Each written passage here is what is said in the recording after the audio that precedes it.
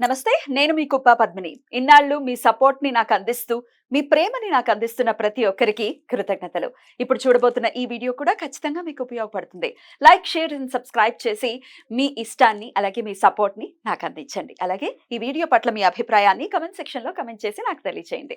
నమస్తే. నమస్కారం. రేపటి విశిష్టతని ఒకసారి చూద్దాం. రేపు 31వ తారీఖు జనవరి నెల 2025వ సంవత్సరం శుక్రవారం. శ్రీ క్రోధినామ సంవత్సరం ఉత్తరాయణం శిశిర ఋతువు శ్రవణాకార్తె. రేపు మాఘమాస శుక్లపక్ష విధియా తిథి మధ్యాహ్నం 1:59 వరకు, తదుపరి తదియా తిథి. శతభిష నక్షత్రం రాత్రి 4:14 వరకు, తదుపరి పూర్వభద్ర నక్షత్రం. వరియన యోగం మధ్యాహ్నం 3:33 వరకు, తదుపరి పరిఘ యోగం. కౌలవ కరణం మధ్యాహ్నం 1:59 వరకు, తైతల కరణం రాత్రి 12:49 వరకు, తదుపరి గరజి కరణం ఉంటాయి. సూర్యుడు మకర రాశిలో శ్రవణ నక్షత్రంలో సంచరిస్తున్నాడు. చంద్రుడు కుంభరాశిలో సంచరిస్తాడు. నక్షత్ర వర్జం మధ్యాహ్నం 12:33 నుండి 2:03 వరకు. అమృతకాలం రాత్రి 9:31 నుండి 11:01 వరకు.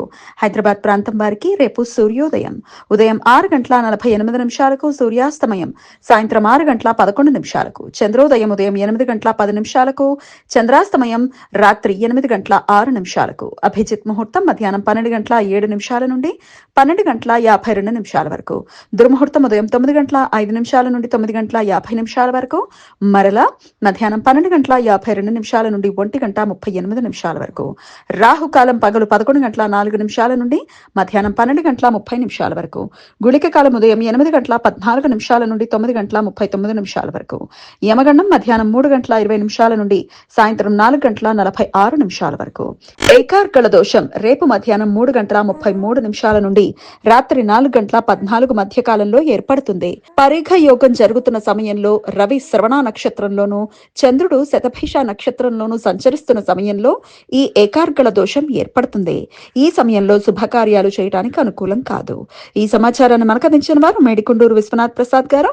ఆయనకు కృతజ్ఞతలు తెలియజేస్తూ నారాయణ స్మరణతో సమస్త సన్మంగళాని భవంతు. నమస్కారం.